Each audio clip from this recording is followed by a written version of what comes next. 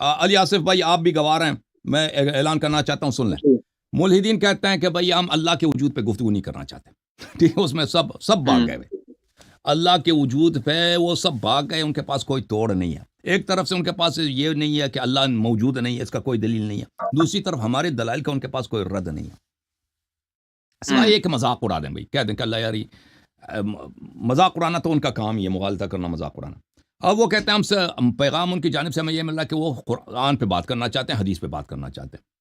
تو ان کی خدمت میں عرض یہ ہے کہ بندے فقیر حقیر حاضر ہے کہ ان میں سے جو بھی دیکھ ہمارے ایک ساتھ مناظرہ نہیں کرتے. ٹھیک ہے نا، ایک آدمی پاگل ہے، گفتگو ہی نہیں آتا اس کو، دلیل ہی نہیں آتا اس سے. مثلا ابھی جیسے صاحب آئے تھے یا ان جیسے جو دوسرے حضرات ہیں، ایک دفعہ آئے تھے ایک سلیم صاحب، ہمیں بالکل اندازہ ہو گیا کہ آدمی بالکل یہاں سے وائرس کے لوز ہیں.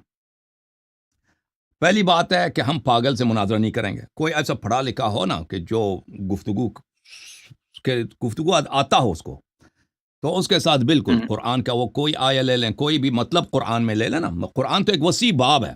قرآن مجید کے مختلف اسپیکٹس ہیں. مثلا ایک شخص کہتا ہے کہ قرآن میں کوئی اعجاز نہیں ہے، یہ ایک موضوع ہے.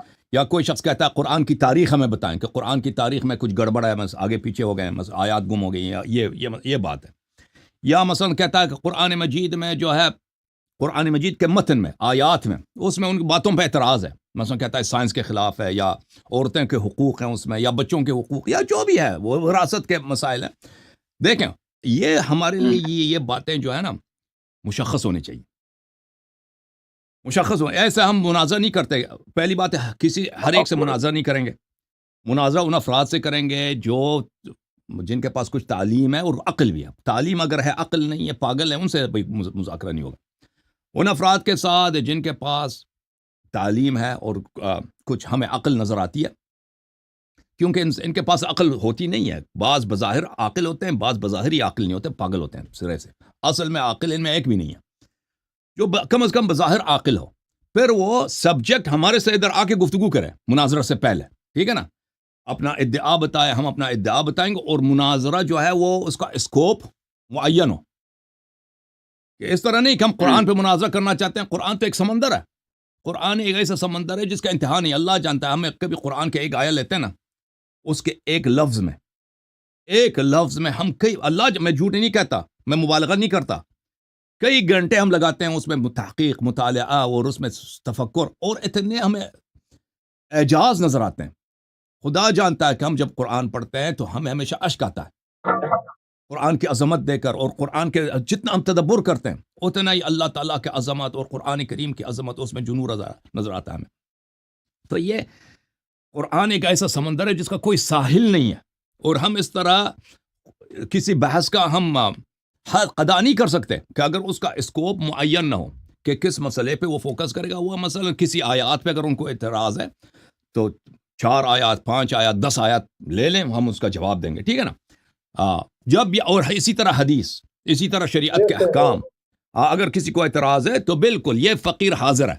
دنیا کے سب ایتھیسٹ جمع ہو جائیں، بھئی ایکس مسلم جمع ہو جائیں، وہ ان کے اعتراضات جو ہم سننے کے لیے تیار ہیں، مناظرہ کرنے کے لیے تیار ہیں. اور بسم اللہ الرحمن الرحیم. لیکن پہلے ہمارا ان سے گفتگو ہوگا، بات طے ہوگی کہ کس طرح گفتگو کریں گے، اور گفتگو کے شرائط اور موضوع معین کریں گے. جی سر، یہ میری بات ختم ہے. جی سر. بالکل ٹھیک، بالکل ٹھیک. صدام بھائی صحیح ہے. جزاک اللہ. ہاں شیخ صاحب جزاک اللہ. آپ نے جس طرح اویس کو اور یہ دلائل دی ہے نا، تو بہت واضح، اس میں بہت واضح ہو گیا. اب میں زیادہ ٹائم تو نہیں دینا چاہتا، مگر میں بھی ایتھیسٹ کو ایک چیلنج آپ کی طرف اور آج کی طرف سے دینا چاہتا ہوں، اور خود ہی دینا چاہتا ہوں. جیسے آپ نے چیلنج دیا ہے کہ ہم اپنا چینل ایتھیسٹ کو دیں گے اگر کسی نے ہمیں ہرایا، تو اس طرح میرا بھی یہ چیلنج ہے ماشاءاللہ آپ کے نام پہ، وہ میں ان کو دوں گا انشاءاللہ. سارے ایتھیسٹ اور سارے ملحدین کو میرے طرف سے چیلنج ہے کہ علامہ شیخ الایاری صاحب کے ساتھ آ کے خدا کے وجود سے مناظرہ کرے اگر آپ لوگوں میں تھوڑی سی بھی عقل ہے اور تھوڑی سی بھی غیرت ہے. صحیح ہے، بالکل بالکل بالکل. میں نے اعلان کیا آصف بھائی، آپ نے دیکھا تھا نا کہ میں ان کا اپنا چینل ان کے نام جی کر دوں گا اور بینک اکاؤنٹس بھی ان کے نام کر دوں گا. جو بھی شخص اللہ کے نہ ان ہو، کے نام. خدا کریٹر کے نہ ہونے پر دلیل لائے یا میں نے جو دلیل پیش کی اس کو رد کرے. ابھی یہ 2 ہفتے پہلے مناظرہ ہوا ہے نا، ابھی تک ہم نے سب سے کانٹیکٹ کیا، سب بھاگ رہے ہیں. حالانکہ یہ بہت بڑا انعام ہے چینل ان کے حوالے کا. دیکھ اگر انعام نہ بھی ہوتا نا، یہ مسلمانوں کی جو شرمندگی ہوگی، مسلمانوں کو یہ ہرائیں گے. اور ان کے پاس تحصیل یافتہ جو ایجوکیٹڈ افراد کی کوئی کمی نہیں ایکس مسلمز کمیونٹی میں.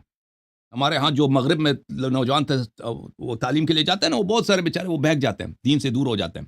بہت ایسے لوگ پروفیسر ہیں ان کے پاس، فزکس کے پروفیسرز ہیں، فلسفی کے پروفیسرز ہیں، جو پاکستانی بھی ہیں یا انڈین ہیں، اردو بھی آتی ہے ان کو.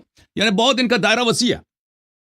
اب دیکھیں سب بھاگ رہے ہیں، کوئی نہیں آ رہا سامنے، کوئی نہیں آ رہا. اور ہمارا یہ چیلنج بالکل باقی ہے، جو میرے دلیل کو رد کرے، جو میں نے اللہ تعالیٰ کے وجود پہ قائم کیا، وہ میری دلیل نہیں ہے، رسول اللہ صلی اللہ علیہ وسلم کی دلیل ہے، اہل بیت طاہرین علیہ السلام کی دلیل ہے. جو اس کو رد کرے یا جو خدا کے نہ ہونے، کریٹر کے نہ ہونے پہ دلیل لائے اور ہمیں ہرائے. میں چینل بھی اس کے نام، فیس بک، یوٹیوب، ٹک ٹاک سب اس کے نام، اور اس کے علاوہ میرے بینک اکاؤنٹ بھی سب اس کے نام کر دوں. نور الحسن صاحب بھی ہے.